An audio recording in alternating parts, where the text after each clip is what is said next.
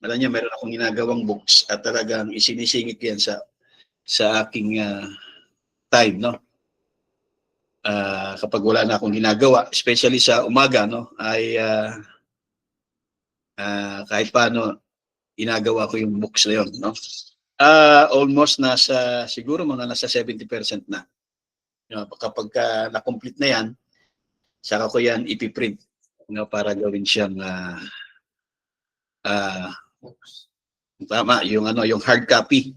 Maganda kasi na mayroong hard copy. Amen? Lalo kung dumating ang time na ang bawat isa sa inyo din ay gamitin ng Panginoon in His mysterious way at makapag-share kayo about God, ay at least meron kayong hands out, no? At kung wala man, meron tayong soft copy. So yan ay lahat sa atin ay bibigyan ng kopya niyan, yung soft copy tsaka yung hard copy once na matapos yan. At yan ay hindi natin basta-basta ipamimigay, no? Especially yung soft copy dahil mahirap na hindi ito muna ma-share o marinig nila kung paano ito pinresent. Okay, so sa walang pagkatagal ay gusto kong i-share itong ginagawa kong book na to. Amen. Upang kapag natapos ito ay alam na natin yung content. Okay, alam na natin yung context ng book na to. Okay, so let's start. Share ko itong una sa lahat ay gusto kong pasalamatan ng Panginoon sa kanyang pag-iingat sa ating lahat, ano? At ngayon ay may bagyo, no? Yung lindol ordinary na lang kasi every day, every hour may mga lindol, no?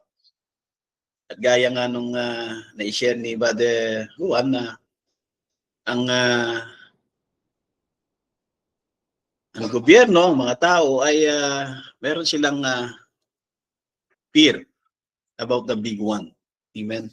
At tayo naman mga kapatid ay merong pananampalataya. Amen. Faith casts out fears. Okay, so welcome sa The Message Tabernacle Fellowship.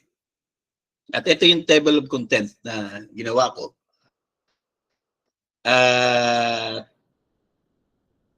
Simula 1 hanggang 21, yan yung mga topic. Siguro nasa pa lang ako, nasa 14. Hindi ko pa talaga natapos yun hanggang 21, kaya mga 60% na. Okay?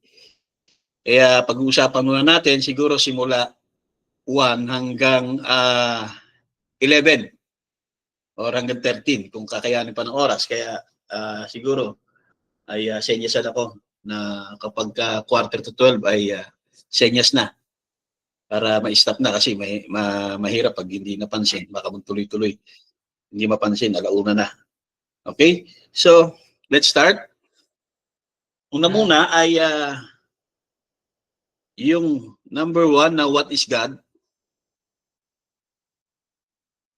What is God in biblical context? So, dun muna. In biblical context. Mahalaga kasi yung context para maunawaan, magkaroon tayo ng text analysis. Without understanding the context, hindi natin maunawaan yung text. So kapag nagkaroon ka ng text analysis, unang-una, kailangan alam mo yung context. So in biblical context, kapag sinabing what is God? God is the supreme being at ito ay described in various ways sa biblical context, sa buong Bible. Number 1, of course, yung John 4:24, God is a spirit. Invisible, eternal, essence. Ang Diyos ay person. Meron siyang personality, emotions, and will. At ang Diyos ay in a Trinity, not is a Trinity. God in a Trinity. Without Trinity, without having a Trinity, He is not God. So God in a, not is a. Iba yung is a, iba yung in a. So God in a Trinity. Diba? Matthew 28:19, one God in 3 attributes, Father, Son, and Holy Spirit.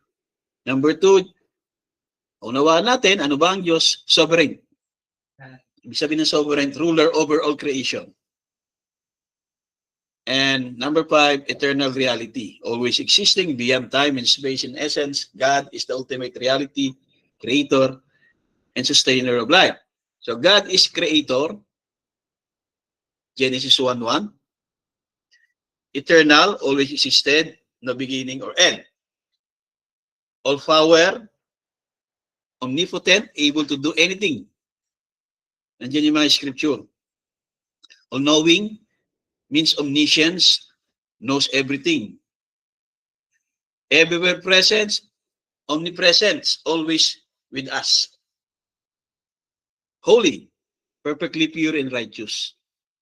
And loving, gracious, merciful, compassionate. Amen. So meaning God's name reflects eternal and changing nature. So yan ang Diyos in biblical context. Kaya makikita niyo yung mga scripture dyan. Now, punta tayo sa message. Dito sa quote niya sa paragraph 280 na question and answer, sabi niya, look, Jesus come to manifest the Father. So si Jesus, dumating siya para i-manifest niya yung Ama. Okay? Look, in the beginning, God made man in His own image. So ang question, anong image ng Diyos? Nandiyan din sagot. What is God? A spirit. Tama? So yung image ng Diyos in the beginning ay yung image ng man kinuha sa image of God. And what is God? God is a spirit. St. John, the 4th chapter, Jesus is speaking to a woman at the well. Sabi niya dun sa babae, God is a spirit, and they that worship Him must worship Him in spirit and truth. So sabi niya, if God made man in His own image, what's the image of God? Spirit. John 4:24. What kind of a man did He make then? Anong klase ang tao? Ano yung itsura? Ano yung image ng tao na ginawa niya? Of course, ay spirit man. Dahil yung image ng Diyos is spirit. So yun yung one thing. Then, dito sa Marriage and Divorce, 1965, paragraph 152, question ulit, what is God? Hindi, who is God? Kundi, what is God? Ano ba ang Diyos? Sagot, God is a great eternal. So yun ang Diyos. God is a great eternal. Ano bang ibig sabihin ng great eternal? Now, merong phrase dito siya na ginamit. Sabi niya, at the beginning, way back before there was beginning. Yan yung phrase na ginamit niya. At the beginning, way back before there was a beginning. Now, dapat maunawaan natin yung phrase na yan. Di ba? Anong ibig sabihin ng at the beginning, way back before there was a beginning? Tapos sabi niya, God is an object of worship and there was nothing to worship Him, ilibalog. Kaya sabi niya, He wasn't even God. So dapat, maunawaan natin yung context. Bakit sinabi niya na He wasn't even God? Dahil kung hindi natin maunawaan yung context bakit sinabi niya yan, magiging contradict yan na God is a great eternal. So ibig sabihin ba, He wasn't great eternal? At the beginning, way back there was a beginning? So hindi yun ang context. Okay? Ano ang context niya? Bakit sinabi niya na He wasn't even God? Puntahan muna natin yung phrase na at the beginning. Kailangan, nauunawaan natin yung phrase na yan. At the beginning, way back before there was a beginning. Anong ibig sabihin nun? Isingit muna natin isang quote sa 1965 din. Sabi niya, in God's own thinking, God, the Great Spirit. In the beginning, before there was a beginning, He was God. So kunin muna natin yung dalawang phrase na yan. at the beginning, way back before there was a beginning, at yung in the beginning, before there was a beginning. So yung dalawang phrase na yan, isa lang ibig sabihin dyan. It's the same thing. Amen? So anong ibig sabihin? Yung statement ni Brother Branham, yung phrase na yan ay similar how the Bible describes God's existence. So ibig sabihin, yung statement ni Brother Branham na yan, pareho lang yan, yung at the beginning, way back before there was a beginning, or in the beginning, before there was a beginning, yan yung dinidescribe ng Bible about God's existence. God exists, ibig sabihin, God exists outside of time, having no beginning or end. So ang biblical parallelism niya ay yung Psalms 90 verse 2. Okay? Before the mountains were born, or you brought forth the whole world, from everlasting to everlasting, you are God. Isaiah 57:15, he who lives forever, whose name is holy, says this, I live in a high and holy place, but also with a contrite and lowly in spirit. Right. And John 1:1, in the beginning was the Word, and the Word was with God, and the Word was God. So yan yung tinatawag na biblical parallelism. Dito sa statement ni Brother Branham na at the beginning, way back before there was a beginning, at yung in the beginning, before there was a beginning. Now, pareho yung phrases na yon, pero yung context ng dalawa may kaibahan.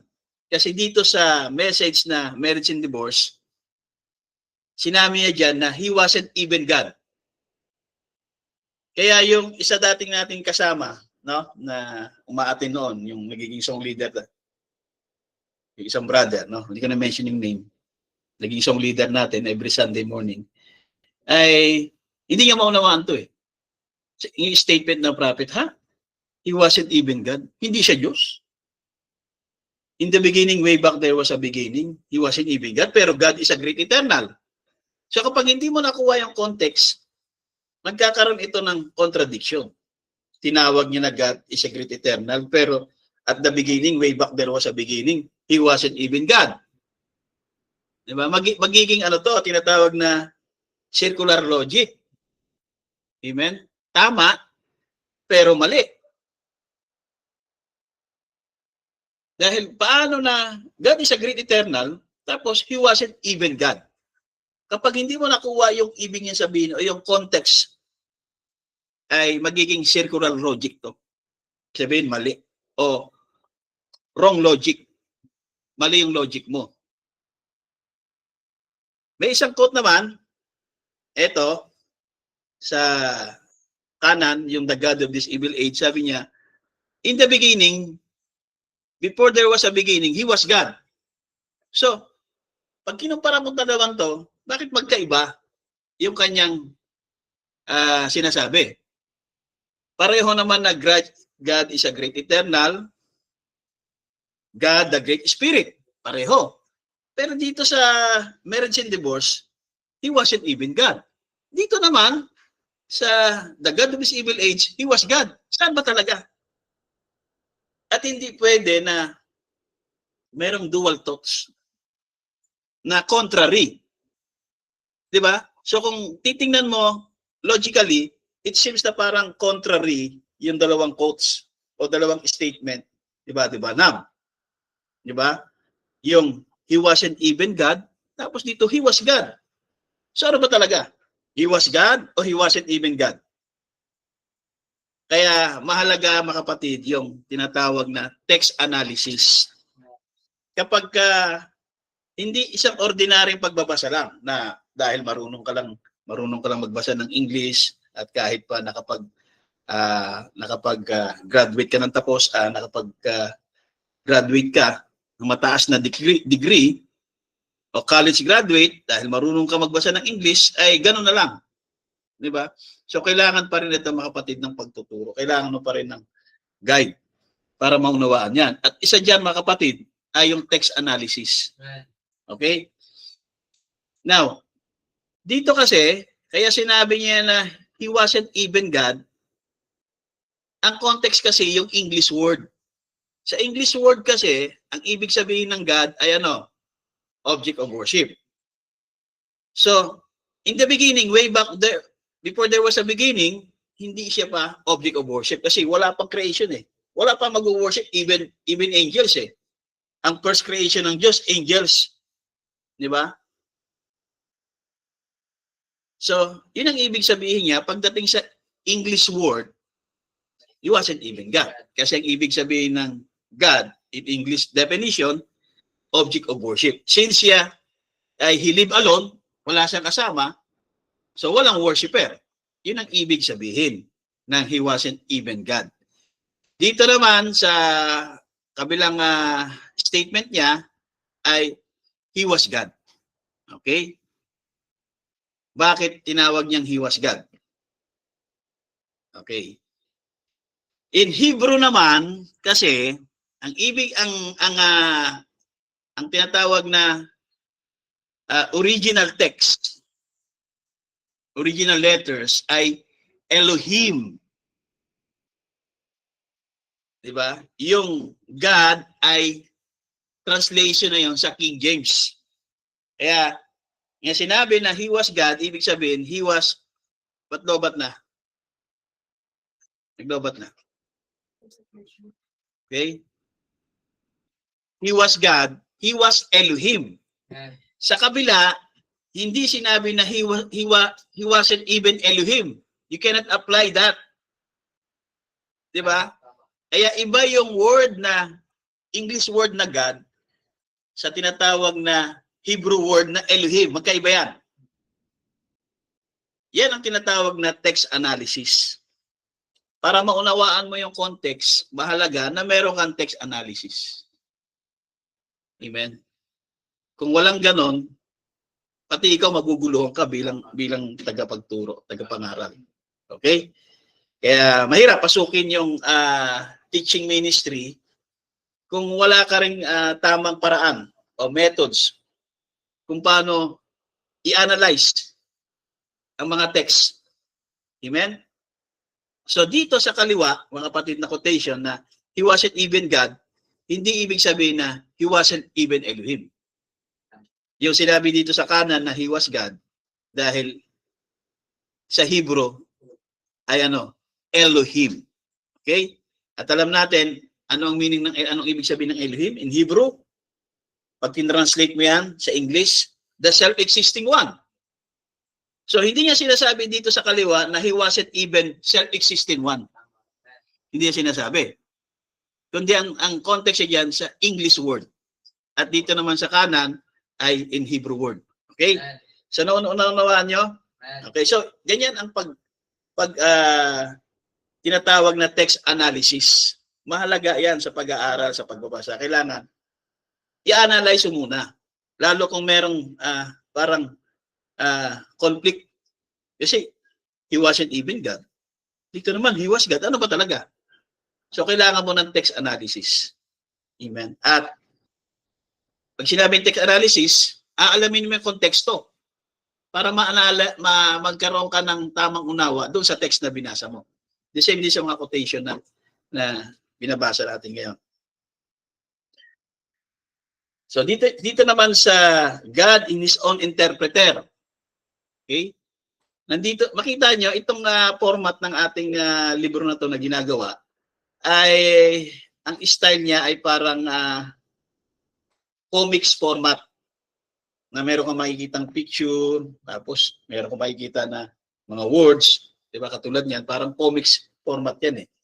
So hindi madali mo siya interesting siya at madali mo siya ngayong maunawaan o mag-get. Di ba? Hindi katulad sa ordinary lang na text lang. Di ba? Babasahin mo lang. Amen. Ay di ba? Hindi ganoon kadali na maunawaan 'yan. Pero yung ganitong format ay mas mabilis. Parang sa isang program, siya users friendly. Kaya ganon yung style na ginawa ko dito. Kaya sabi niya dito sa paragraph 94, dito sa kaliwa ay nandito eksakto yung quotes. Yan nakikita sa kaliwa, sa baba. So, ang title, 1964, God in His Own Interpreter. At ang paragraph ay 94. Sabi niya, the Bible said, it was God. God, it don't need no interpreting. He's Elohim.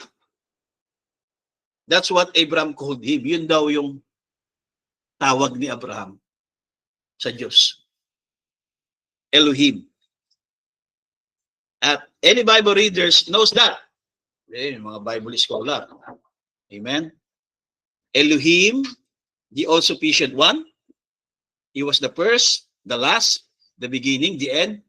Elohim, Abraham called him Elohim.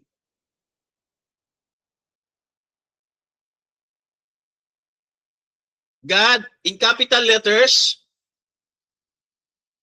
ibig sabihin hindi small letter na God. Kundi ang ginamit dyan, God, in capital letters, mapa Hebrew letters man yan, o mapa Greek letters, o mapa Latin letters, o Roman letters, ay capital G yan eh, G-O-D. In Hebrew, Elohim. Just like in the beginning, God, in Hebrew, Elohim. So in the beginning, Elohim. So kinote niya yung scripture na Genesis 1:1. Diyan magsisimula yung ating presentation. Okay? Sa Genesis 1:1. So puntahan natin mga kapatid yung Genesis 1:1. Ang ginamit natin ay King James Version. Okay? Sabi dito sa Genesis 1:1 in King James Version, in the beginning, God created the heaven and the earth. Sa ibang version, yung NIV, ay in the beginning, God created the heavens and the earth. Now, ito nakikita niyong diagram, no? Or picture dito, ay, of course, sa mga ordinary, no, na mga nag-aaral, ay parang komplikado. So, mahirap unawain. Tama? Yung nasa kaliwa, nasa gitna, nasa kanan. Pero mababasa nyo dito mga kapatid, yan ay Hebrew Old Testament. Yung nasa kaliwa, yan yung Hebrew Old Testament letters or language. But of course, wala sa atin dito na kayang basahin niya. Kahit nga yung mga modern Jews, di ba? Ay hindi na sila marunong magbasa niyan. Amen. Maliban na lang kung ikaw ay Hebrew scholar. Pero yung mga modern Jews ngayon, hindi na kayang basahin yan. Amen. Bihira na lang sa mga Hudyo ang nakakabasa niyan. Okay? Ito namang nasa gitna, yan naman ay, ang tawag dyan ay transliteration. Not translation, but transliteration. Ano ang ibig sabihin ng transliteration? Mamaya. Okay? So, from Hebrew alphabet, from Hebrew word, Hebrew language, transliteration to Romanized alphabet or Latin alphabet. Okay? Yung archaic Latin o yung Old Latin. Archaic pala. Archaic Latin. Ito na sa kanan, yan na yung translation. Kaya yan ay King James translation na. So English translation na siya. E nasa gitna, yan na yung transliteration. At ito yung original language ng Old Testament, Genesis. Okay? Yan. So sa kaliwa, hindi natin mabasa yan. Hindi natin maintindihan yan. Okay? So para mabasa mo yan, ang ginawa ng mga scholar, ginamit nila yung transliteration. Kaya ngayon, mababasa mo na kasi Romanized alphabet na yan eh. Di ba? At dumating ang time, King James Version tinranslate ngayon sa English. Yan. So, ito na yung transliteration. Okay? Dahil hindi mo nga mabasa eh. Di ba? So, ayan na yung transliteration. Mamaya, babasahin natin yan, yung tamang pagbasa. Meron kasi tamang pagbasa ng Hebrew word, tamang pronunciation, yung tamang syllables, yung tamang pagdiin. May diinan kasi yan eh. So, ito na yung sa King James Version. Dito sa King James Version, sa translation, mababasa natin, in the beginning, Elohim created the heaven and the earth. Sa King James Version yan. So, ang ginawa nila, yung Elohim, ginawa nila ng generic God. Diba? Kasi hindi na pwedeng i-stay yung word ng Elohim. Kasi hindi naman English yan eh. So, ginamit nila in the beginning God. Pero originally, kapag nag-text analysis ka, Elohim yun. Amen? Not God. Kasi yung God sa English word ay ano, hindi siya existing one. Object of worship. Okay? Now, ano muna yung transliteration para madagdagan yung kaalaman natin? Di ba kasi mahirap naman na 2025 na eh. Kapag tinanong tayo, but ano ba yung transliteration? At ano naman ang kaibahan niya sa translation? So 2025 na, grabing high-tech na, lahat na ay general information na. Di ba? Mahirap naman na hanggang ngayon hindi natin nauunawaan. Dahil busy tayo, puro kung ano yung mga Facebook lang na gusto natin panoorin, ng mga, di ba? Kaya minsan, mag-Google din tayo, mag-search tayo, tanongin na natin yung AI kapag hindi natin nauunawaan. Especially yung mga fake news. Tanongin nyo, si Google, si AI, kung totoo ba tong balita na to. Kasi mahirap pag pinaniwalaan mo kagad yung isang video. Amen. Na hindi mo muna pinak-check. Okay, so ano ba yung what is transliteration? Ang transliteration ay ito ay proseso ng pagsusulat or pagpiprint ng mga salita o ng mga letra gamit ang pinakamalapit, di ba? Using the closest corresponding letters of a different alphabet or script. So ito yung Hebrew alphabet. Of course, hindi natin mabasa yan. So ang ginawa dyan, nagkaroon ng transliteration. Kaya sa baba, yung red letter, nababasa mo na. Kasi yan na yung tinatawag na Romanized transliteration. From Hebrew language to Romanized alphabet or Latin. Pag sinabing Roman, is Latin language. So, yung nasa taas, yan na yung Hebrew alphabet. Yung sa baba, mga kapatid, ay yun yung Romanized transliteration. Kaya pag binasa mo yan, Aleph, Bet, Gimel, di ba? So, yan ay pagbasa niya. So, mababasa mo na siya dahil nga sa transliteration. Yan ang ibig sabihin ng transliteration. Hindi yan meaning. Okay? Kaya, yan ay different sa tinatawag na translation. So, what are the differences between the transliteration and translation? Maraming tao kasi, iniisip nila, ina-assume nila na pareho lang. Isa lang ibig sabihin ng transliteration. Ang ibig sabihin ng transliteration ay translation. So, yung nakakaalam niya, pagtatawanan ka, pambihira ka. May Google na. Bakit hindi mo tinanong si Google bago ka nagbida-bida? Hindi ang transliteration, translation. So, nagbida-bida ka ngayon without searching. Diba? Kaya, mahalaga kapag nagtuturo ka, magbigay ka ng kaalaman. Amen. So, ito ay general information na. Okay? Dati mahirap eh. Makahanap ng mga information. Kasi pupunta ka pa sa mga library, pupunta ka pa sa mga school, manghihirap ka pa mga libro, maghahanap ka pa. Okay? Ngayon hindi na. Napakadali na ngayon. Parang palengke na yan. Parang marketplaces. Lahat na ng klase ng information, pati fake news, malalaman mo. Kaya, sabi, many people assume transliteration is equivalent to translation. Yan ang karamihan. However, there are some important distinction.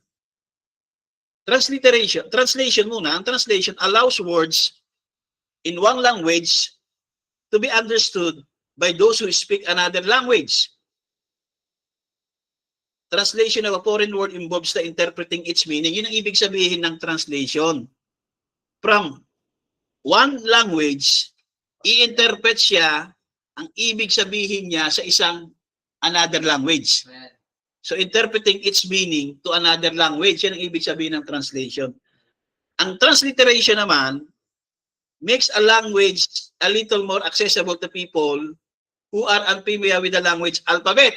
Katulad ng Hebrew. Hindi natin kayang basahin yan kahit yung alphabet lang. Di ba? So, ang ginawa ng mga scholar, gumamit sila ng transliteration.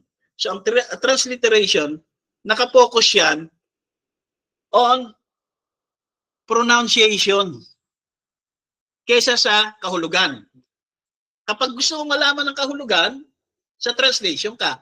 Pero kung gusto mo malaman kung paano yan i-pronounce, sa transliteration ka tatakbo. Kaya, which is especially useful when discussing foreign people, places, and cultures. So, naunawaan na natin na iba yung transliteration, ang purpose niya, iba naman yung translation. Kapag meaning ng isang foreign language sa'yo, gusto mo maunawaan yung meaning niyan, kailangan mo ay translator. Pero kung gusto mong mabasa ng tamang in right pronunciation, kailangan mo ng transliteration. Okay? So therefore, if you need to read text in another language and are more interested in pronouncing it than understanding it, mas interesado ka na ma-pronounce mo ng tama yung another language, ang kailangan mo ay transliteration. So, yan ang kaya nagkaroon, mga kapatid, ng mga tinatawag na Bible translation. Okay? Dahil nagkaroon muna ng mga transliteration. Okay? So, ito yung transliteration ng Genesis 1:1. Sa Genesis 1:1 tayo magpo-focus. Okay? Yung sa kaliwa, yan yung transliteration, at ito na yung translation sa kanan. King James Version yan. Now, paano basahin yan? So, hindi natin mabasa yan. Kasi Hebrew letter yan eh. Hebrew alphabet yan eh. Diba? Yan ang pagbasa. Mamaya, babasahin natin ng tamang pagbigkas, yung tamang diin, yung syllable. Diba? Kasi mamaya, binasa mo, basang Bisaya. Tatawanan tayo yan. Diba? Tonong Bisaya, tonong Tagalog. Yan, tawag yan transliteration. Okay? Sa English naman, diba, ang tawag yan ay translation. Ito yung transliteration ng Hebrew alphabet, ito naman yung translation. So basahin natin, Genesis 1:1. Okay. So meron ditong rules. Ang pagbabasa, mga kapatid, ng Hebrew word ay from right to left. Hindi katulad sa Roman letter, sa alphabet natin, English alphabet, ay from left to right. Okay, dito sa Hebrew, mga kapatid, ang pagbasa ay from right to left, top to the bottom, sa taas, pababa, word by word, then accented syllables. Kailangan yung dinidiin mo, madiin. Yung syllables, may pagbigkas mo, may accent. Yung madiin. Okay? Mark with capitals. Okay? Kaya minark yan ng capitals. Kapag naka-capital, mga kapatid, yung letter na yan, ibig sabihin, may accent yan, madiin yan. Okay? Isa natin basahin. Bereshit Elohim bara. Minabagalan ko dito ka sa kanan, Hashamayim, di ba? Beet Haaretz. Yan ang tamang pagbasa. Kaya pati yan, inaral natin. Pero hindi pa rin perfect eh. Hindi ko maisabit pa rin. Pero yan ang pagbasa. Di ba? Bereshit, Elohim, bara, et Hashamayim, beet Haaretz. Yan. merong tinatawag na Bible translation na NOG. NOG stands for name of God. Names of God. 'Di ba? Merong King James version, merong NIV. Ito naman NOG version. Okay. Kapag meron kayong NOG version, ito mababasa nyo sa Genesis 1. In the beginning, Elohim. Pinreserve ng NOG yung original text. Hindi niya ginamit yung English word na God. Kasi nga, ang English word na God ay means object of worship. So, pinreserve niya para yung mga nagbabasa, kahit English siya, directly naunawaan niya na Elohim yon, the self-existing one. Di ba? Kaya hindi ka pwedeng ayoko ng NOG. Meron ding purpose yan. Amen. In the beginning, Elohim created the heaven and the earth.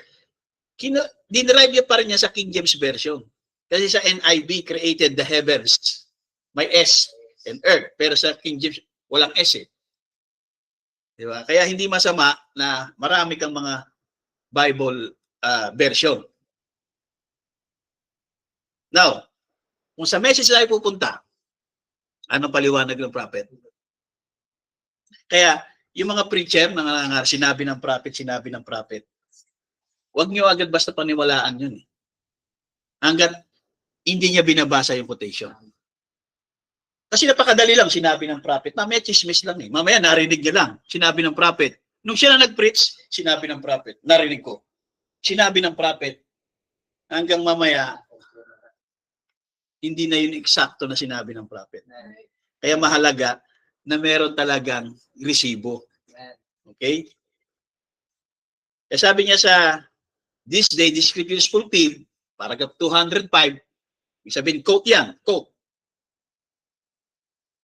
In the beginning, Genesis 1, sabi niya, take the Hebrew word. Kaya ang ginawa ng NOG version, kinuha niya yung Hebrew word. Sabi niya, in the beginning, Elohim created the heavens and the earth. So, ginamit ni Brother Branham ay NOG pagdating sa God.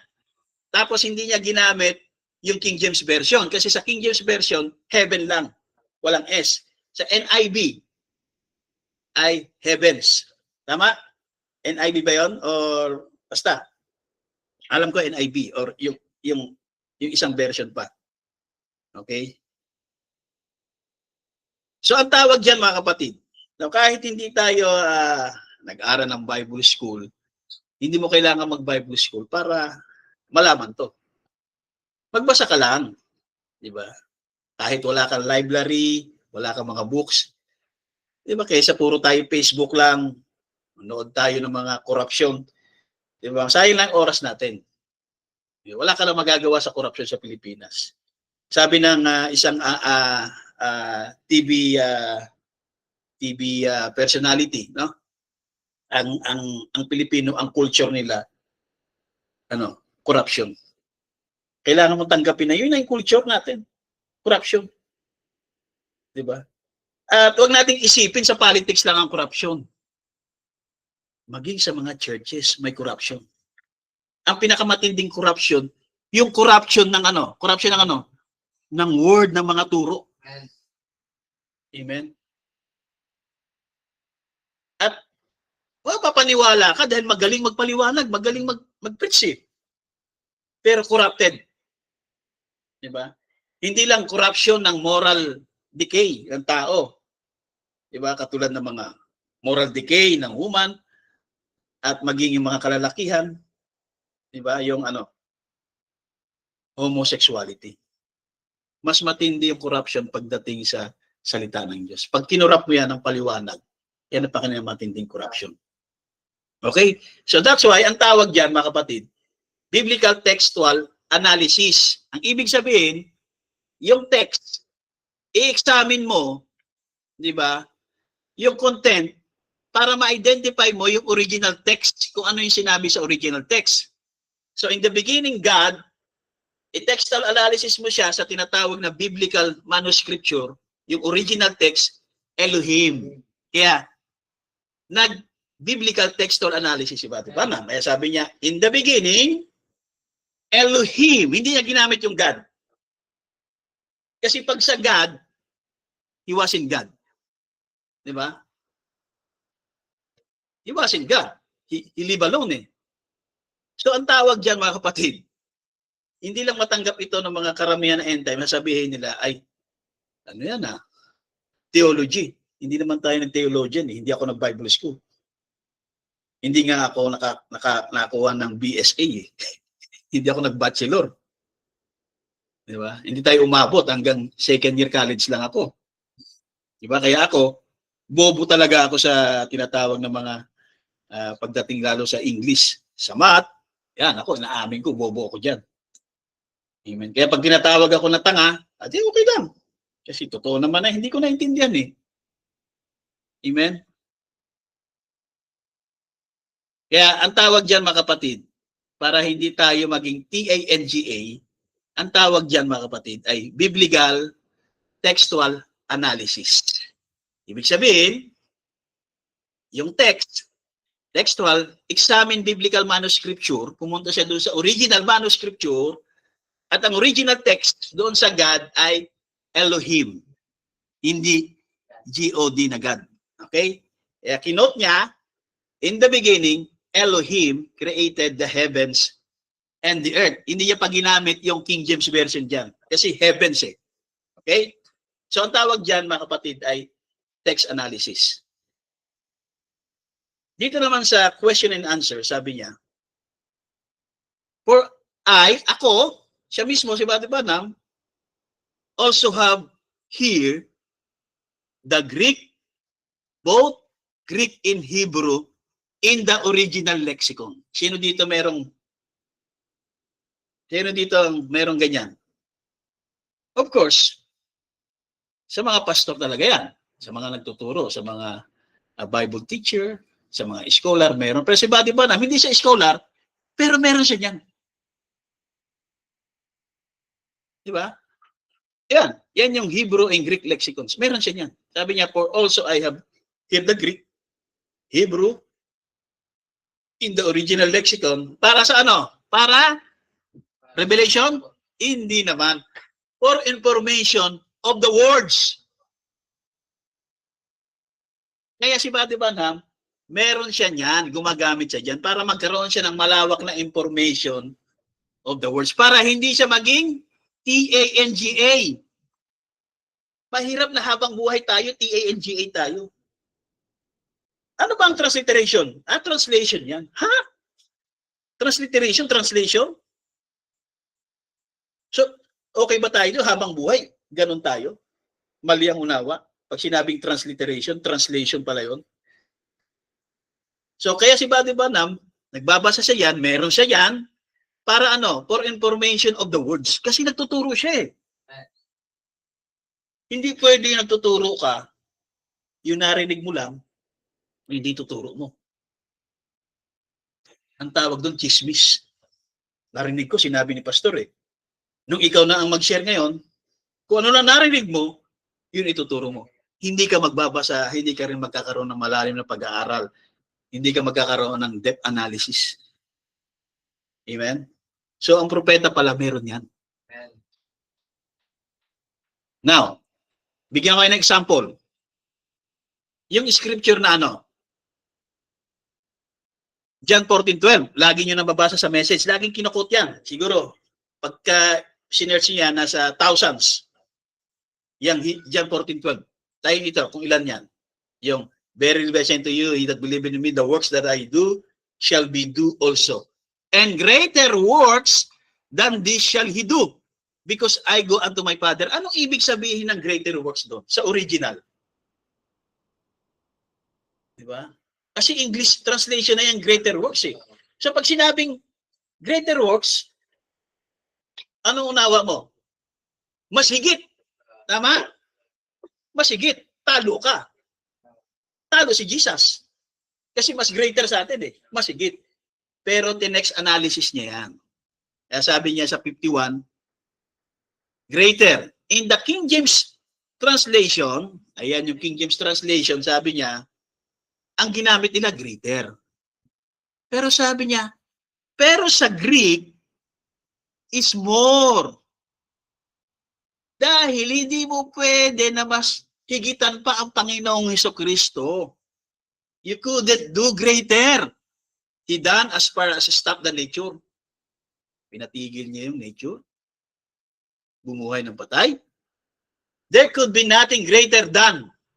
But more of it, ibig sabihin, dahil mas mahaba yung time natin kaysa sa time ni Jesus, 3.5 lang yan, mas marami tayong magagawa. Pero hindi mo maihigitan yung works ng ating Panginoong Hesus. Yun ang tawag yan ay biblical text analysis.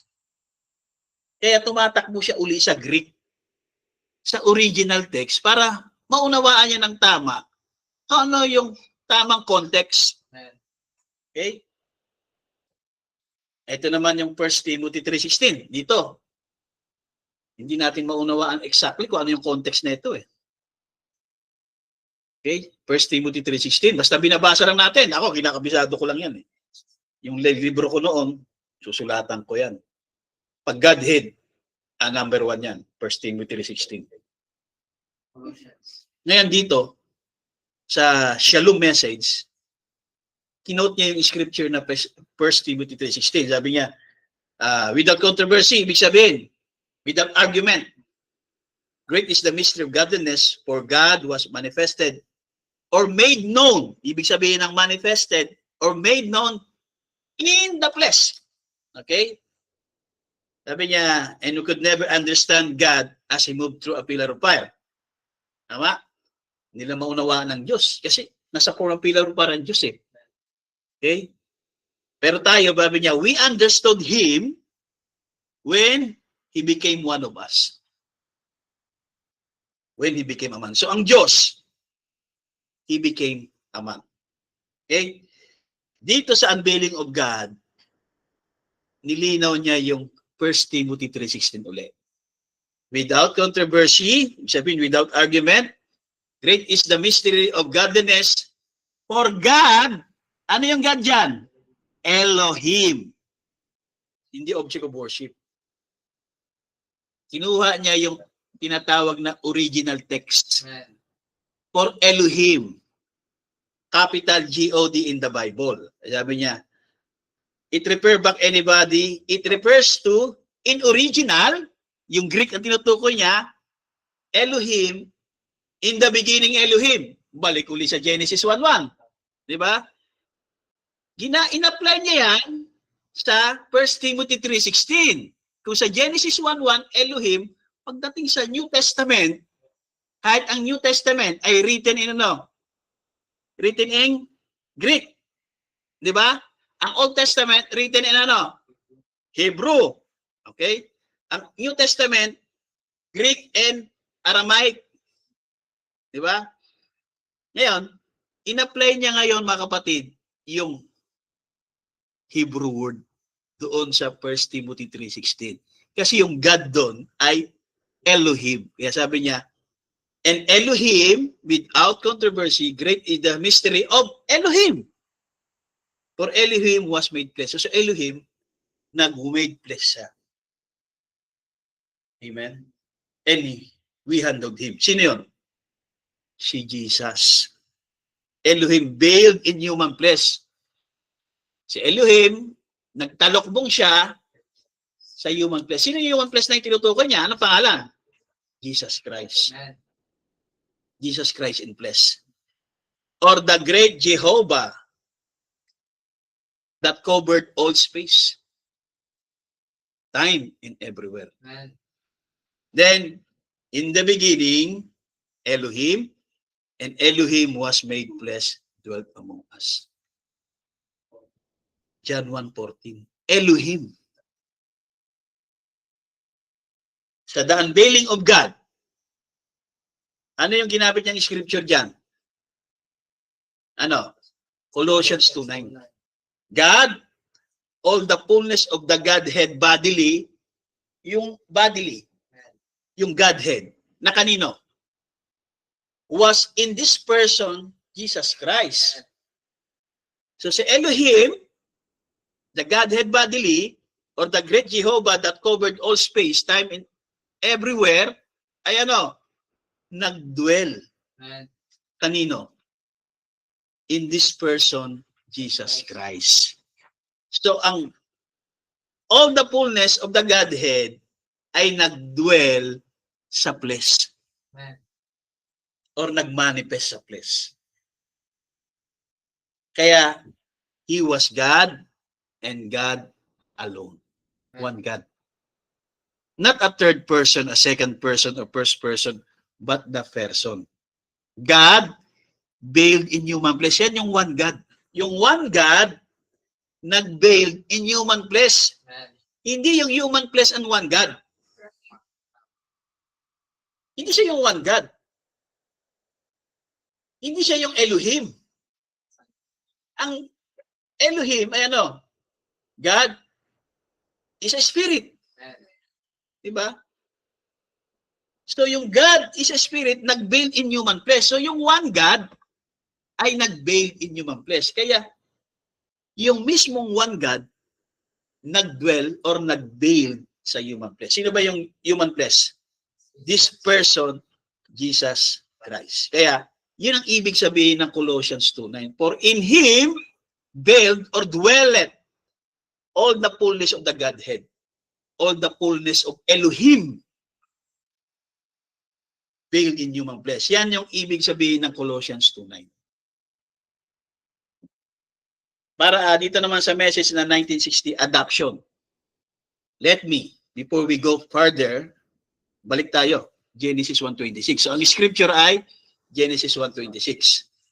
When God made man, before He made man, He called Himself. Ano? Bago niya likayin ng tao, El Elohim. Hebrew word yan. Diba? Anong ibig sabihin?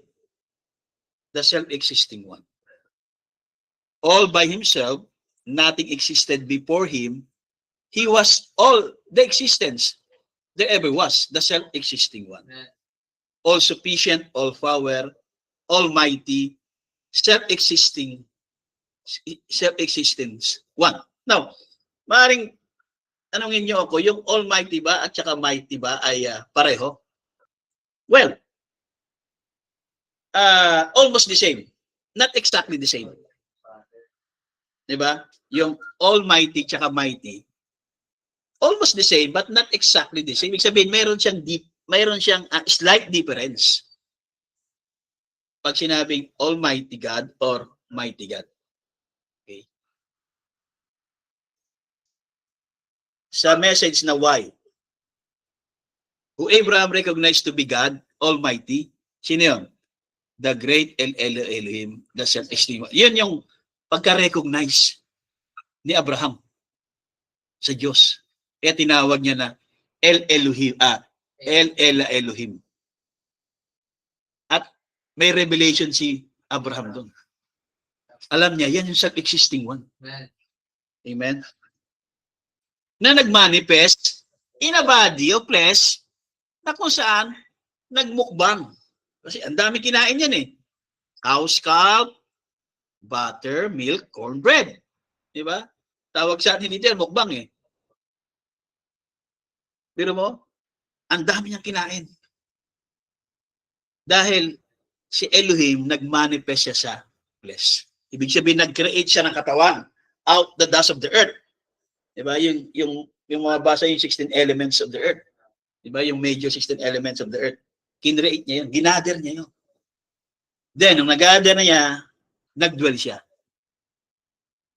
Kaya kahit na nasa flesh siya, na-recognize siya ni Abraham. Kasi propeta. Diba? Eh, yung mga tao sa panahon natin, hindi lang tatawagin Elohim yan eh. Ang takaw-takaw, pambihira. Si Elohim ba yan? May Elohim ba? May Diyos ba na ganyan? Kumakain?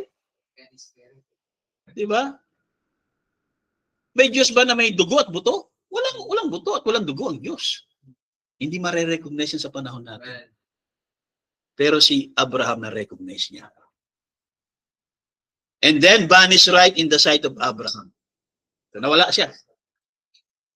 Yung ano yung nawala? Yung flesh. Amen.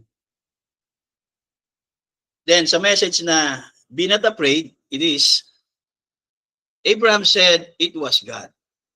He called him Elohim, Lord God, Creator. El Elohim means the all-sufficient one and the self-existing one. He was the self-existing one, Elohim. Yan yung one God. The self-existing one, Elohim. Kaya pag ilan ba ang Diyos? Ilan ba ang Diyos? Di ba? Iisa lang ang Diyos. Pero dapat yung context maunawaan mo. Di ba? Dapat maunawaan mo yung context. Iba yung one God, iba naman yung tanong na iilan ba ang Diyos? Iilan kasi. Iilan ba ang Diyos? May ilan kasi. Di ba? Ibig sabihin more than one. Kasi pag nagtanong kang iilan ang Diyos, may concept na May more than. Possible na hindi isa. Oo. Di ba? Pero pagka tinanong mo ano ba ang Diyos, Kaya, He was the self-existing one. Elohim. He live alone. One God yon. Okay? Yung one God na yon, pag sinabing one God, iisa yun. Kaya hindi mo na kailangan tanongin kung iilan ba ang Diyos eh. Kung ang paniwala mo ay one God, hindi mo na pwedeng tanongin kung iilan pa ang Diyos. One God nga eh. Yung one God na yan ay nag-manifest in a body of flesh doon pa lang sa Old Testament. Huwag muna tayong tumakbo dito sa virgin birth. Okay? So yung one God na yan, the self-existing one, Elohim, nag-manifest in a body. Ibig sabihin, nag-create siya out of the soul. Hindi sa pamagitan ng virgin birth. Tatagal pa yun. Mag-aantay pa ng 9 months eh. Maghahanap pa siya ng virgin woman eh. So hindi niya ginawa yun sa New Testament. Ang ginawa niya lang, out of the dust of the earth, nag-create siya. Ginadyan niya yung 16 elements. Diba yung cosmic, potassium. Then, nag-dwell siya doon. Yun ang ibig sabihin na He was the existing one, Elohim, manifested in the body of flesh, eating and drinking like a man. Kasi yung katawan na ginamit niya is like a man. Amen? That no, he was Abraham. Yan din yung the same God manifest na nagsabi kay Simon, your name is Simon, and you are the son of Jonas. I saw you when you're under the fig tree. Sino daw yun? Si Pero sino nagsalita? Si Jesus ang nagsalita. Pero it is the same God na nagpakita kay Abraham in the form of human flesh. It is the same God na nagsabi kay Simon, you are Simon and you are the son of Jonas. I saw you when you were under the fig tree. Anong tinutukoy niya dyan? For knowledge yun.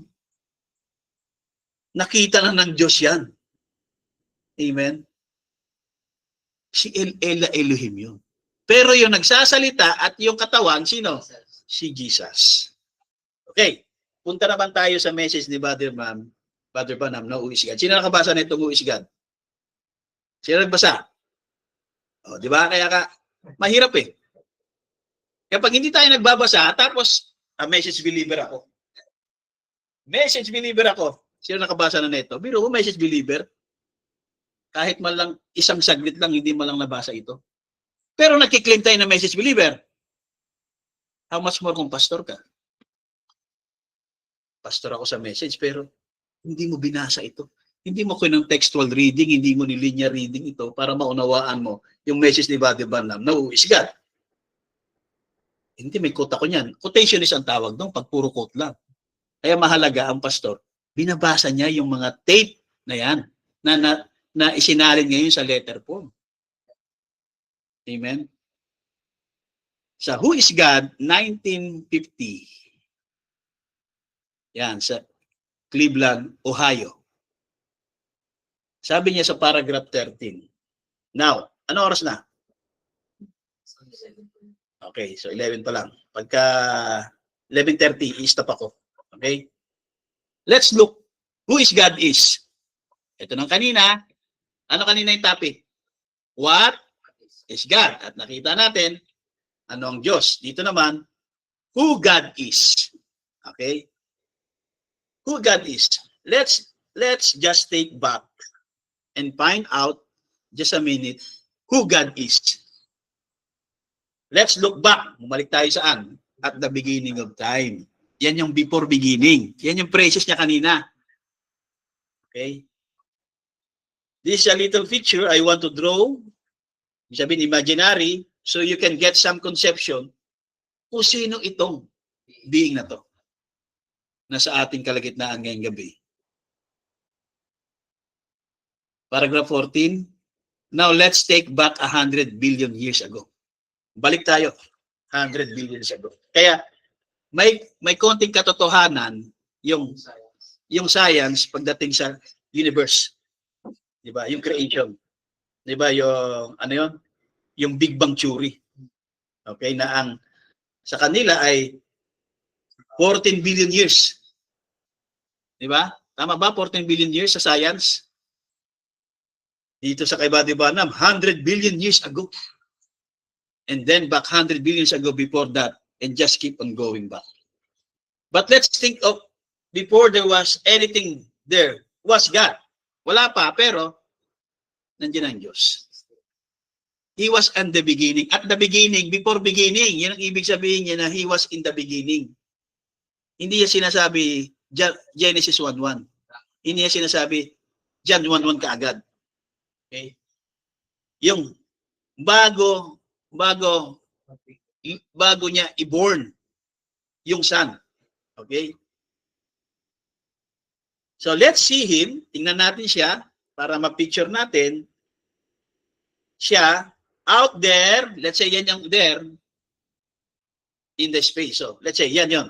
Diba? Yan yung space. Out there in space. That's Jehovah we're speaking. Yan. Hindi mo makikita. Yan yung spirit eh. Pero yung space na yan, there was God. At sino yan? Yung space na yan.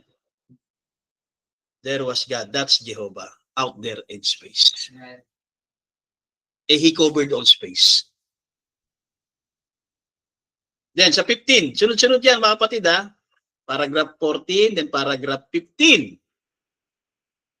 And there, that great space, yan, where no one can fathom in their mind. Ibig sabihin, hindi mo yan mauunawaan, hindi mo yan maaabot ng sarili nating isipan kasi ano tayo eh, finite eh. Di ba? That space, ano yan? Eternity. So isipin mo yan para magkaroon tayo ng conception, imaginary. Yung space na yan, eternity. Diba? Yung picture, parang box lang, pero hindi mo maibabox yan. Walang dulo yan, walang beginning. Hindi mo makikita yung dulo sa taas, hindi mo makikita yung pinaka-dulo sa ilalim, hindi mo makikita yung dulo. Eternity. So yan ang Diyos. He covered all space. Pero yung space, walang measurement. Kaya hindi mo yan mapantum, hindi mo yan masukat, hindi mo yan ma-estimate kung gaano kahaba yung distance, ilang light years yan, o ilang million miles yan, o billion miles, yung distance hindi. Kasi yan ay eternity. That's Jehovah God out there. That's Jehovah Elohim out there. And we're taught in the beginning, eto na ngayon, in the beginning, John 1:1 na yun, ang tinutukoy dyan, that the Logos or the Son of God went out of God. Yan na. So meron ng beginning, meron ng John 1:1. Ang tawag dyan, the Logos, the Son of God. Si Jesus ba yan? Hindi. Si Jesus sa form ng Logos, hindi sa form ng virgin birth. Kasi Son of God yan eh. Wala naman dalawang Son of God. Pero si Jesus, meron siyang dalawang katawan. Una muna sa John 1:1 na tinawag na Logos. Pangalawa, manifested in the flesh, John 1:14. Di ba? Sa virgin birth. Kaya sabi niya, hindi ako naniniwala sa eternal sonship. Kaya yung Logos, hindi siya eternal sonship. Ang eternal, si Elohim. Sabi niya, that space, eternity. Kaya yung Logos, hindi siya eternal. So si Jesus ba ay tinatawag na eternal son? Catholic teaching yun. Amen. I do not believe in eternal sonship. That's even radical to even mention such a thing. Radical pala yun. Natawagin mong eternal sonship. It's even eternal sonship. How could be a son? Paano siya naging anak? Meron siyang beginning. Pag sinabing son. So, ang Logos, ang Son, ang John 1:1, meron siyang beginning. Pero, yung one God, si Elohim. In the beginning, Elohim. May beginning ba siya? Hindi. Wala siyang beginning. Okay? Tuloy pa rin sa Who is God, paragraph 16. So, sabi niya, so, first was God, Elohim, Jehovah, and out of Him, ibig sabihin, mayroong lumabas galing sa Kanya. Out of Him, sabi niya, let's just picture now as a little drama so you can get it. So, i-picture daw natin para maunawaan natin. Let's see coming out of space. Yan yung space where there's nothing. Wala. Let's make it a little white light. Yan. Like a mystic light, like a halo. So, yan. Okay, yan yung mystic light. Ano yan? Sabi niya kanina sa paragraph 15, Logos, Son of God, John 1:1. Okay, sabi niya, yan, inulit niya uli. That was the Logos that went out of Elohim, Jehovah. In the beginning, ayan na ngayon, John 1:1 na. The Logos that went out of God.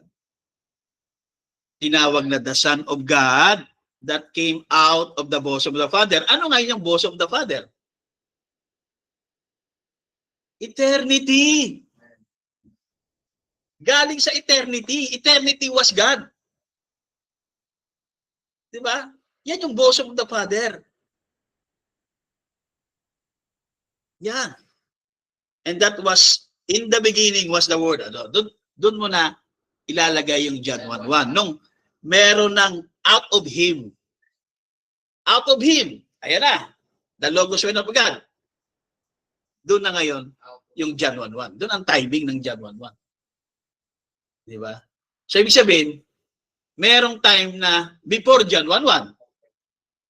Then, yung time na in the beginning na John 1:1. Okay? So, yan ang John 1:1. In the beginning was God, then out of God came up the Logos, and part of God that went out of God. Ayan lahat. So, yan. Na-picture out yun na. Yan yung little drama para ma-picture natin. First was God, una muna, Jehovah, the bosom of the Father, eternity. He covered all space, time, and places. Eternity was God.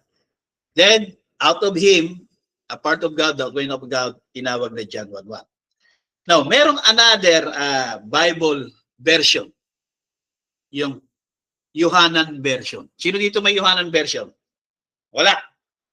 So, ang Yohanan version, mga kapatid, katulad dito ng tinatawag na NOG na pinreserve nila yung original text. Eh, sabi niya, in the beginning was the Word, and the Word was with Elohim, and the Word was Elohim. He was in the beginning with Elohim. Tama, mali?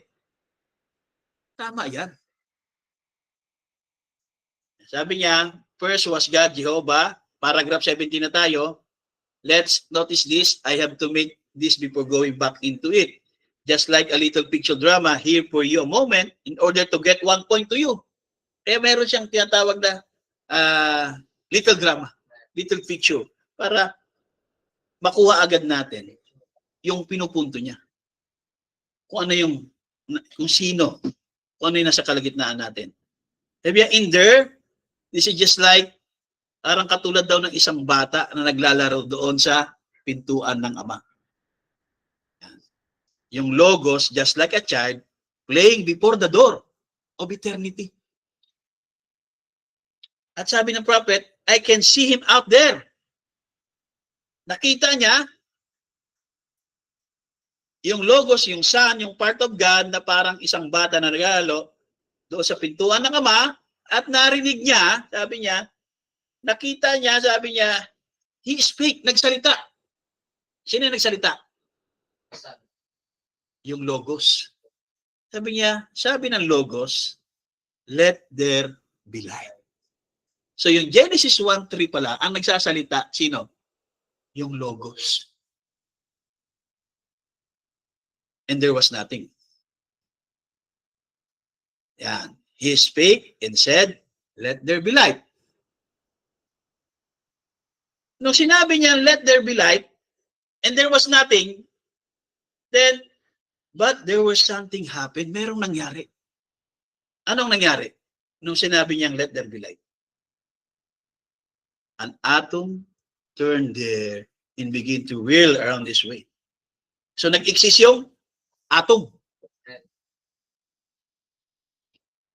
The sun began to come into existence because he said, yan, Genesis 1:3, let there be light. And I can see him speak to this world, sa earth, nakahang kasi yung earth, his face na parang isang icicle, sabihin, nababalutan ng yelo. Okay? Or whatever it was, way away, malayo. Malayo yung planet Earth. Itong mundo natin sa araw, that time. Okay, sabi niya, ang ginawa ng Diyos, He moved it over here, malapit sa araw. And sabi niya, I can see this little light go out. Ano tinutukoy niya little light go out? Ang tinutukoy niya little at go out? Yung Logos. Yun yung little light dyan. Now, we get two now. Ilan daw? Meron tayong dalawa ngayon. Una muna yung the Father, God alone. And out of the Father came the light, the sun. Yun yung sabi niya, yan sinasabi niya na I can see this little light go out. Hindi niya tinutukoy yung sun. Okay? Hindi niya tinutukoy yung sun tsaka yung earth. Ang tinutukoy niya na we got two now, the Father, and out of the Father came the light, the sun. Yun yung context. Yan yung text analysis. Kasi merong mag-i-interpret dyan, ay yung earth tsaka yung sun, yung tunaw eh. Diba? Yung little light go out, yung sun eh. Hindi. Kasi pagdating sa baba, the Father, and out the Father came the light, the Son. Yan yung we got to now. Yan. First, Jehovah God, the Father, and out of the Father came the light, the Son. We got to now.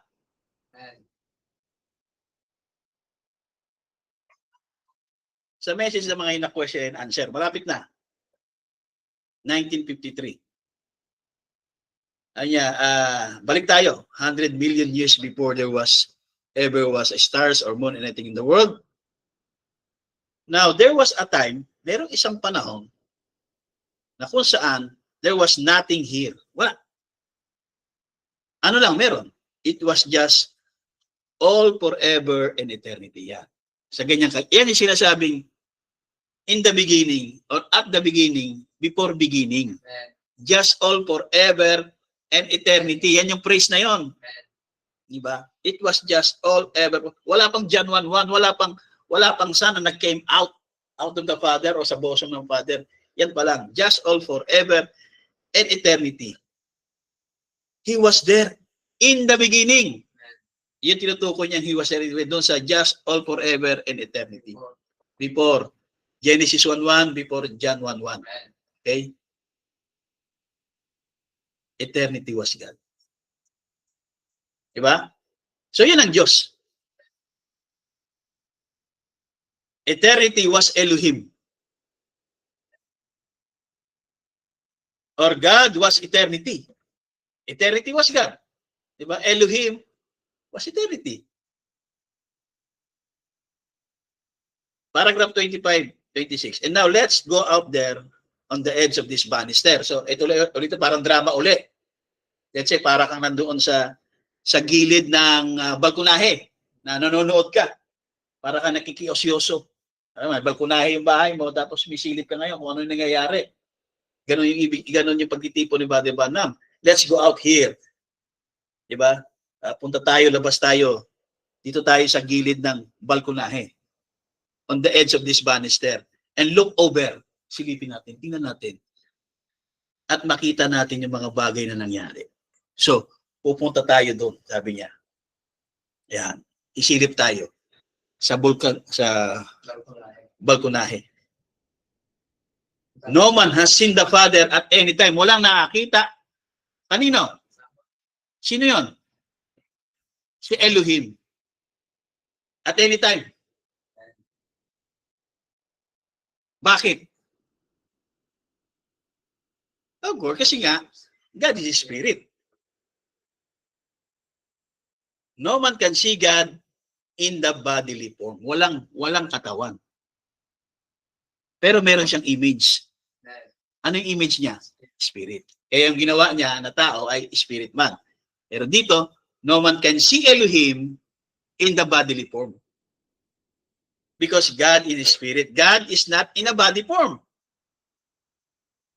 Amen? Kasi yung body form, yun yung tangible. Yun yung manifestation. So wala pa. God is spirit. Pero nandiyan ang Diyos.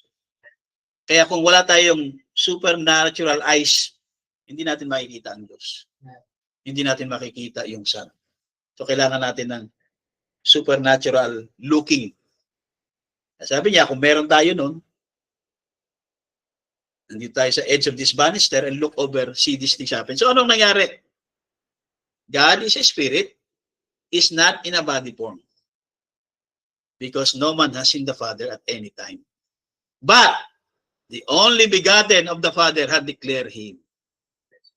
Yung John 1:1. Tuloy, paragraph 27. Mapansin natin ngayon, there's just space. Yeah. Wala pang John 1:1 ha. There's no light, there's no dark, there's no nothing, it just seems nothing. Kaya, walang definition na dark in the absence of light, di ba? In the absence of light, wala pa kasing light eh. Kaya hindi ka pwede mag-define ng dark kasi walang light.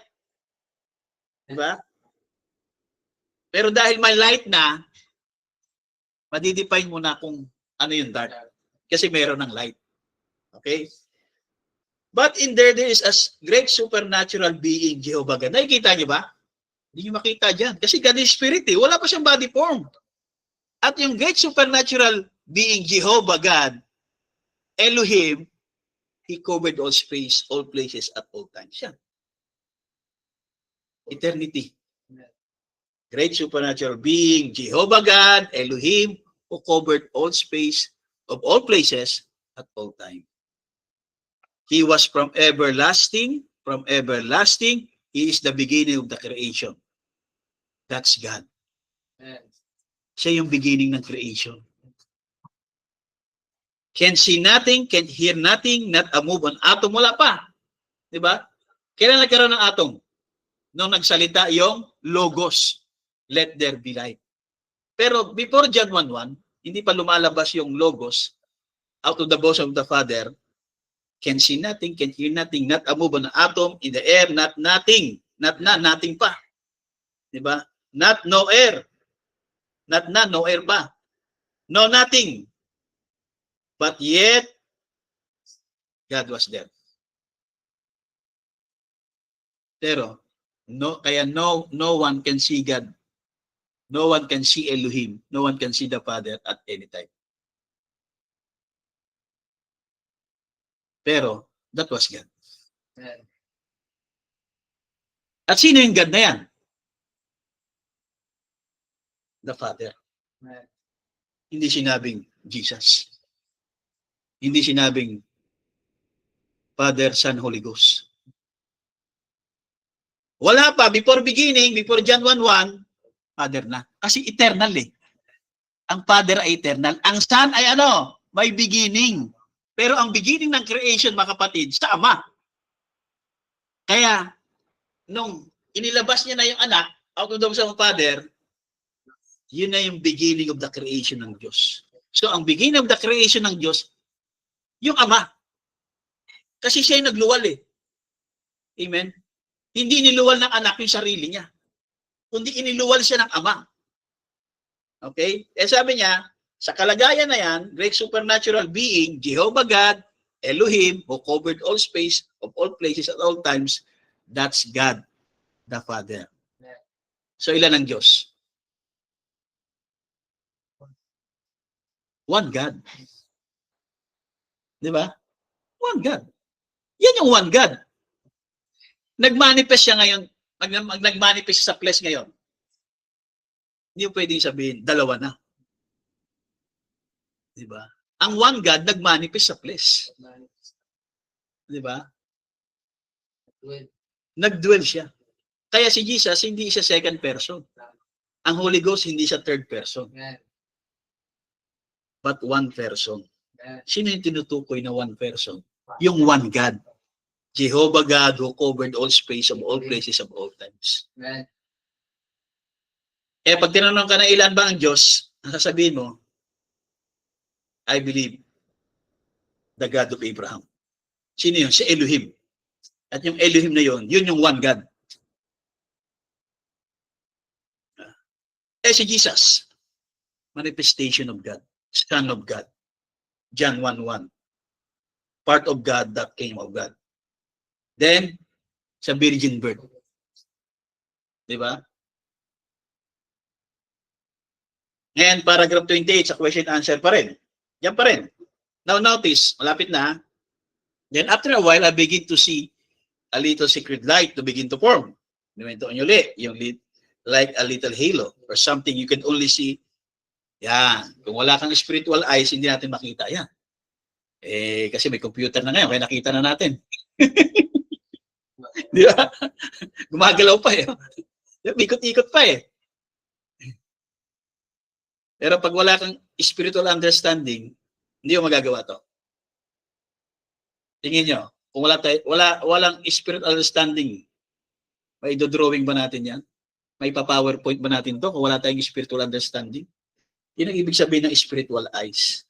Kapag meron kang spiritual eyes, ibig sabihin spiritual understanding, mahihimay mo ngayon to. Amen? Ako, wala akong spiritual understanding noon eh.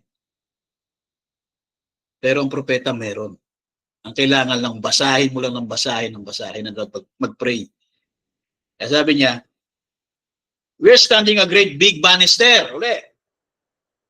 Ano na tayo nakatayo doon sa isang malaking banister, yung balkonahe, sa gilid.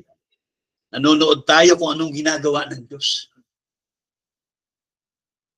Paragraph 30, sabi niya, now, no one has seen God.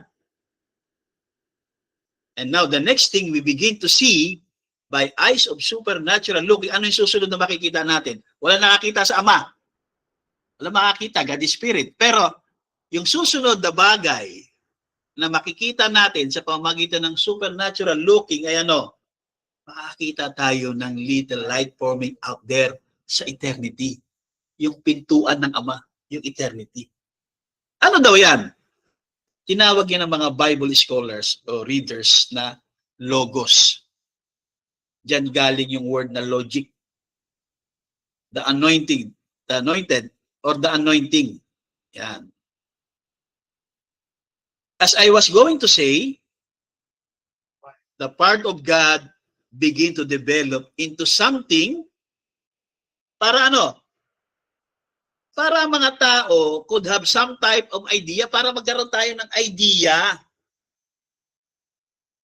Yan. Ano daw yan? Yung little light na yan, moving. That was the Word of God. Amen. Hindi niya sinabi niya, that's Elohim. But the Word of God. Part of God that came out from God. Amen. Tuloy pa rin sa paragraph 31. Now, God gave Himself birth. Nag-ano ang Diyos? Nag-ano sa Elohim? Nagsilang si Elohim. Diba? Sino sinilang niya? Yung anak. Now, God gave himself birth to his son. Yan yung a part of God that came out of God. So another term, God gave himself birth to his son, which was before there was an even atom in the air or air to make an atom. Yan. God himself birth to his son. Yan na yung son niya. Okay? Nakita nyo? Sino yan? Sinabi ni Jesus, glorify me, Father, with the glory that we had before. Yan yung tinutukoy ni Jesus nung nasa earth siya. Di ba sa earth yan eh? Nung sinabi ni Jesus yan, na glorify me, Father, with the glory that we have before. Kailan pala yung sinasabi niya na meron tayong glory?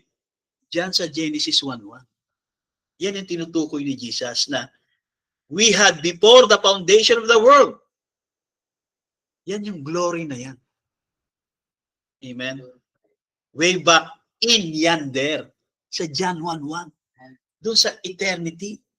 Yun pala yung tinutukoy niya. Na glorify me, Father, with the glory that we had before the foundation of the world. Oh, tama. St. John 1. So yun yung glory na tinutukoy niya na meron sila. Pero kailangan niya pa rin i-glorify yung flesh. Yung pag-glorify ng flesh, dadaan yun mga kapatid sa sacrificial. Isa-sakripisyo niya yung flesh, yung son. Yan yung glorification ng Diyos. I-glorify mo ang Diyos. Kaya pag nakakita kayo ng cross mga kapatid, diba?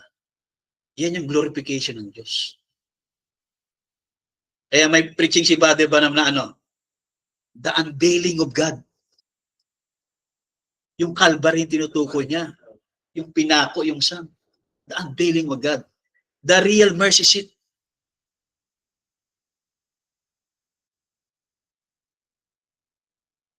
Paragraph 33 ulit, sa baba. Now, back there, then, lapit na. 5 minutes. When this little halo comes, tapusin ko lang tong question and answer. Now, we can see nothing yet, but just by eyes of just supernatural, kung meron tayong supernatural, makita natin yung halo standing there. Yung halo. Yung basa kasing iba dyan, halo eh. Halo. Standing there. Yan, little halo. Sino yan? The Son of God, the Logos. Okay? I mean, I can see Him. Sino yung see Him? Yung Logos. Playing around na gaya ng isang maliit na bata na naglalaro doon sa pintuan ng Ama with all eternity. Ganon niya dinadramatize. Pinipicture out. Yan. Playing around like a little child before the Father's throne with all eternity. Ano daw? Him say, let there be light. So nagsalita. Sino nagsalita? Yung anak na parang isang bata na naglalaro doon sa pintuan ng Ama with all eternity. Nagsalita, sabi niya, him say, let there be light. Then 43, sa baba, he got all these things together, made all the other things, all the animal life, the birds, the beasts, the monkeys, whatever it was, put all together here on earth. And then, he asked this question now. May nagtanong kasi, Ate Branham, yung let us, pag sinabing let us, plural ba yan o singular? Plural form. Us. Who? Sino yan? Anong sagot? Anong sagot ng propeta? We got two now. Eh sabi niya, we got two now. Let us, who? Father and Son, make man in our own image. Sino yung nagsasalita? Yung, ayan no, let him here say, let there be light. So sino yung nagsasalita? Yung Son. Okay. Sino yung kausap niya? May kausap siya, wala. Mamaya. Pero pinalawanan ng prophet, yung Genesis 1:26-27, let us, who, sino yan? Siya pa nagtanong, who, Sinagot niya, Father and Son. Make man in our own image. Yan. Sino nagsasalita? Yung Son pa rin. Nasa drawing na eh. Nilagyan na natin ng drawing eh. Para mabilis na yung catch up eh. Diba? Sino yung kausap niya ngayon? Okay. Tuloy natin. Sa 15, ang question and answer ulit. Well, if you notice, kung mapapansin nyo ng mabuti, dito sa Genesis 1:26, kunin mo muna natin yung first part. Ano ang sabi ng Diyos? Let us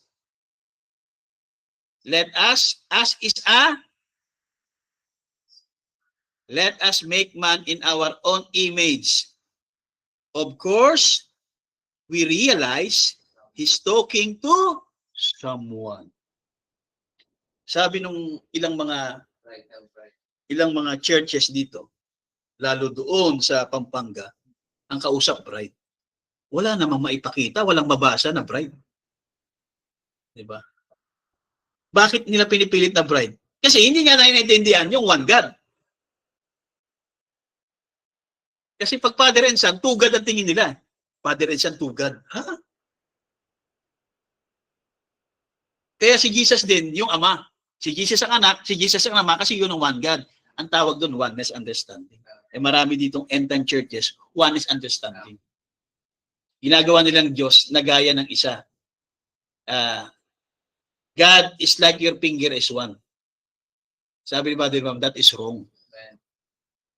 God in a Trinity. Without Trinity, He's not God. Eh maraming end time, ayaw ng word na Trinity. Wala sa Bible yan. Yung Trinitarian doctrine. At yung word na Trinity, wala talaga sa Bible yan kasi yan ay from Latin word.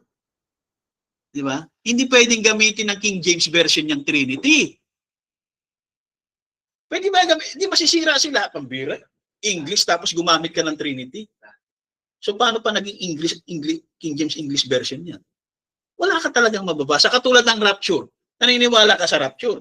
Gusto mo yung rapture. Pero wala ka maipakita sa Bible na may salitang rapture. Bakit? Latin din kasi yan eh.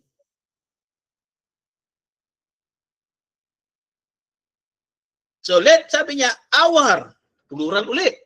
Of course, we realize he's talking to someone, he was speaking to another being. Yan. So, sino kausap niya? Yung Ama. Now, ang tanong, magkahiwalay ba? Yung Ama at yung anak, magkahiwalay? Sasagutin natin yan sa susunod na episode. Di ba? Stop na tayo dahil mag-ano na eh. Okay? Tignan natin. Ayan, sa susunod na episode, sa message na sa The Resurrection of the Lazarus. Kasi sa drawing, magkahiwalay eh. Di ba? Magkahiwalay. Di ba? Yung nagsasalita yung anak, ang kausap niya, another being. So, ilang being ba yan? Dalawang being? Kaya, makikita natin sa susunod na next Sunday ay maunawaan natin kung hiwalay ba yung anak sa Ama. We got to, pero hiwalay ba sila? Hindi. Malalaman natin. Okay, hindi na natin sasagutin. Yan ay masasagot yan next Sunday sa message na The Resurrection of Lazarus. Okay, kaya pag message believer ka, dapat alam mo to, lalo kung pastor ka. Dapat alam mo yan. Ano yung context dito sa The Resurrection of Lazarus? Kahit ito ay 1951, maraming information dito, maraming revelation na kapaloob dito sa message na to, sa tape na to, The Resurrection of Lazarus, pagdating sa Godhead Explained. Marami ayaw basahin na to. Oo. Tapos, message believer ako. O sige, ano yung context ng The Resurrection of Lazarus? Diba? Ayan, The Resurrection of Lazarus. Tignan natin. Hindi, kadugtong to. Huwag natin putulin. Okay. So the resurrection of Lazarus, sabi niya, and then after he got all his creation made. Kasi yung last creation niya ay man. Di ba? He said, let us, plural. So, hindi matatanggi na plural. Kaya, dahil oneness, oo, may kausap. Yung bride. Okay lang sana kung may cook talaga eh. Pero palusot lang yun. Walang quote na sinabi yung kausap, bride eh. He was talking to another someone, bride. Yung iba naman denomination, angel. Oo. Wala din ganun. Na ang kausap ay angel. Kasi, likhain natin. Hindi niya pwedeng kausapin yung angel na likhain natin angel. Gabriel, likhain natin. Michael, likhain natin. Di ba? Walang iba kundi yung Son lang. Kaya nga sabi sa Bible, for by Him, sa pamamagitan niya, all things were created. Ano yun? Ano yung scripture yun? O, hanapin niyo yun. Bukas sa Lunes ko na ibibigay. For by Him, all things were created. Sa pamamagitan niya. Hindi sinabing, He created all things. Hindi pwede kasi sa Genesis 1 mo ilalagay yun. God created the heaven and the earth. Hindi mo pwedeng ilagay sa Son yung Genesis 1:1. Pero doon sa scripture na yon, for by Him, all things. Kasi sino yung nagsasalita? Sino nagsasalita? Yung Logos. Kaya nga, sabi niya, let there be yung Logos yun. Kaya sabi niya dito, let us, plural, make man in our, plural, own image. Ano yung image nila? Spirit. Okay. There's deity cannot be seen. Pag sinabing deity, ano yan? Kadyusan. Diyos. Ano sa Hebrew yan? Elohim. Deity is the supernatural. Kaya hindi pwedeng bride. Kasi ang bride, hindi siya deity. Kundi part of the deity, pwede. Pero hindi siya deity. Then he brings it down para ma-sacred halo, ayan, to a little white cloud, something that's more visible.